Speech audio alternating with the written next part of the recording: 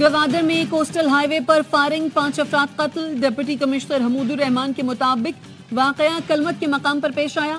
Firing के वाकये में एक शख्स जख्मी भी हुआ।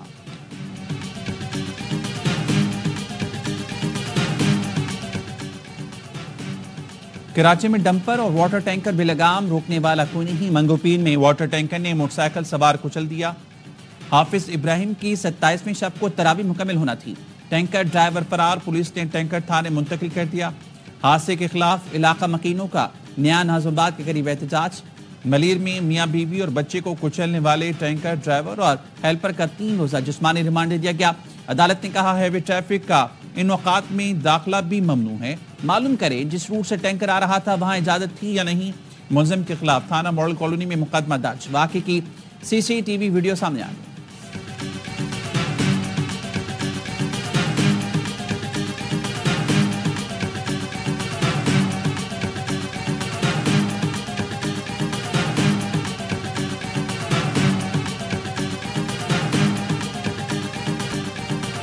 गवर्नर सिंध कामरान टेसोरी रात गए मॉडल कॉलोनी कब्रिस्तान पहुंच गए। हादसे में जाँ बहक अफराद की कब्रों पर फातिहा खानी। मरहूमीन के घर पहुंचकर सोगवारों से ताज़ियत की। लवाहिकीन को हर मौके पर आवाज उठाने की यकीन दहानी कराई। कहते हैं ट्रैफिक गर्दी रुकनी चाहिए। इस मसले पर सबको मिलकर बैठना होगा। ट्रैफिक कानून पर अमल दरामद कराना होगा। जब तक साथ बैठकर मसले का हल नहीं निकालते हादसात नहीं रुकेंगे। मेरे आवाज उठाने पर मजाक उड़ाया जाता है, इख्तियारात याद दिलाए जाते हैं। माफियाज के खिलाफ आखिरी हद तक जाऊंगा। ये मेरे लोग, मेरा शहर है।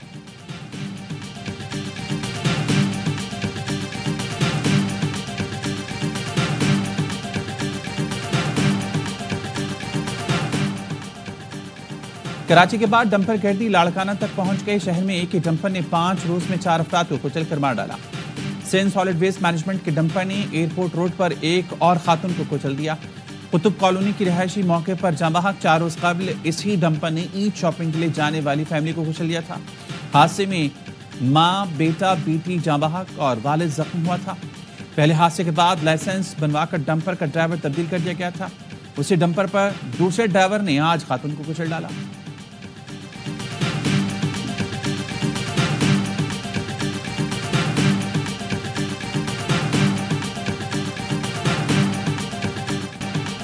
IMF कर्ज प्रोग्राम की अगली किस्त देने पर रजामंद। पाकिस्तान और IMF के दरमियान स्टाफ लेवल मुआहिदा हो गया।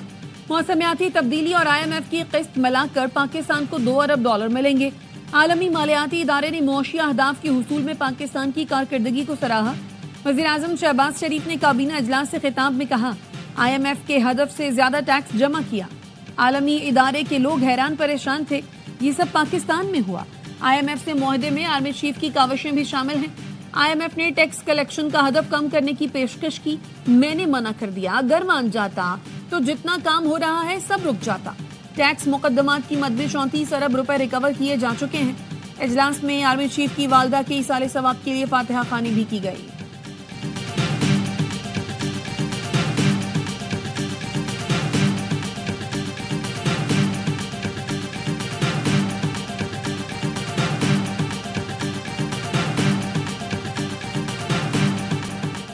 वज़ीर-ए-आज़म ने 16 सार्फिन पर इजाफी टैक्स की तजवीज़ मुस्तरद कर दी। वजीरों ने भी मुखालफत की। काबीना में सोलर नेट मीटरिंग पॉलिसी मंजूर ना हो सकी। नई पॉलिसी में सार्फिन से 10 रुपए यूनिट में बिजली की खरीदारी और टैक्स की शिकें थीं। एलामी में बताया गया, शराकतदारों से मशवरे के बाद सिफारिशात दोबारा काबीना में पेश करने का फैसला किया गया।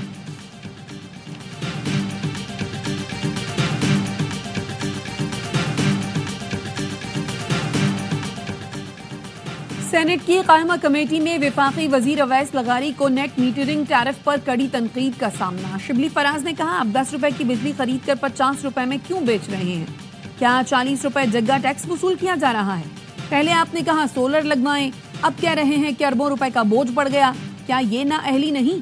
वजीर तवानाई अवैस लगारी बोले, अगर हम ये कोशिश ना करें तो 10 साल बाद आप दुगनी कीमत पर खरीदेंगे, फिर मुझे ही मुर्दे इल्जाम ठहराएंगे।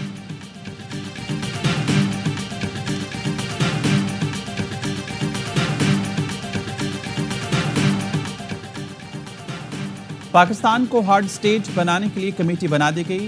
वज़ीर दाखिला मोहसिन नकवी 15 रुकनी कमेटी के सरबराह होंगे। कमेटी अखबारों की वापसी, स्मगलिंग की रोकथाम के लिए इकदाम का जायजा लेगी। कमेटी सऊदी अरब में भीख मांगने का सद्देबाब करेगी। सूबाई सतह पर FPR की डिजिटलाइजेशन का भी जायजा लिया जाएगा। कमेटी नकाइस की निशानदेही करके सिफारिशात मुरतब करेगी। वज़ीर-ए-आज़म पाकिस्तान मियां शहबाज शरीफ साहब ने लास्ट मीटिंग हुई है जिसमें बिलावल भुट्टो जरदारी साहब थे, दूसरी उनकी सीनियर लीडरशिप थी। तो वज़ीर-ए-आज़म ने उनको यकीन दिलाया कि इस इशू के ऊपर एक कंसेंसस होगा, उसके ऊपर अमल होगा।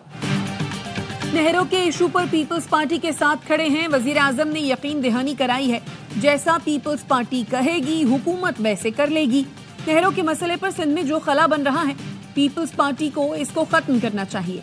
पीपी सियासी जमात है, यकीनन वो किसी दूसरी जमात को अपनी जगह नहीं लेने देगी। मुशीर वजीर आजम राना सनाउल्लाह की प्रोग्राम खबर विद मालिक में गुफ्तगू, कहा पीपल्स पार्टी ओनरशिप नहीं लेगी तो कोई और ले जाएगा। मामला तब बिगड़ेगा जब नेहरू पर जिद और तसादुम की सूरत हाल होगी।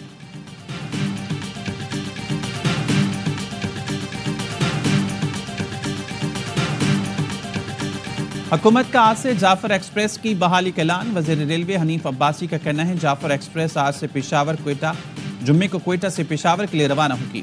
बुलान एक्सप्रेस पहले 2 दिन चलती थी, अब पूरे हफ्ते चलेगी। जाफर एक्सप्रेस हमले के मास्टरमाइंड की तलाश जारी। दहशतगर्द मुल्क के अंदर हों या बाहर, उनका पीछा करके मारेंगे।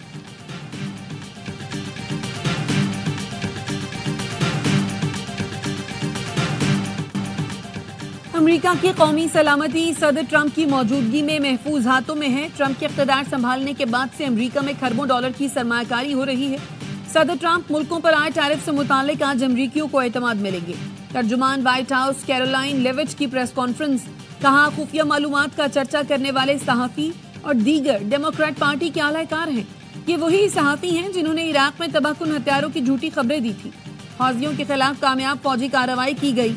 हौजियों ने अमरीकी बहरी जहाजों समेत कमर्शियल जहाजों को निशाना बनाया था। जज अरशद मलिक की वीडियो कैसे बनी, नासिर भट्ट ने तफसील बता दी। लीगी रहनुमा ने कहा जज अरशद मलिक नवाज शरीफ को सजा देकर शर्मिंदा थे। उन्होंने नवाज शरीफ को मिलकर बताया कि साकिब निसार ने सजा दिलवाई है। अरशद मलिक ने मुझे घर बुलवाया कि अपील के लिए पॉइंट्स लिखवाएं। मैंने मोबाइल फोन पर रिकॉर्डिंग लगा दी कि कोई पॉइंट भूल न जाऊं। फिर तो अरशद मलिक ऐसा बोले कि नवाज शरीफ की बेगुनाही साबित हो गई। मैंने वीडियो मरियम नवाज को दिखाई, जिसके बाद उन्होंने प्रेस कॉन्फ्रेंस की।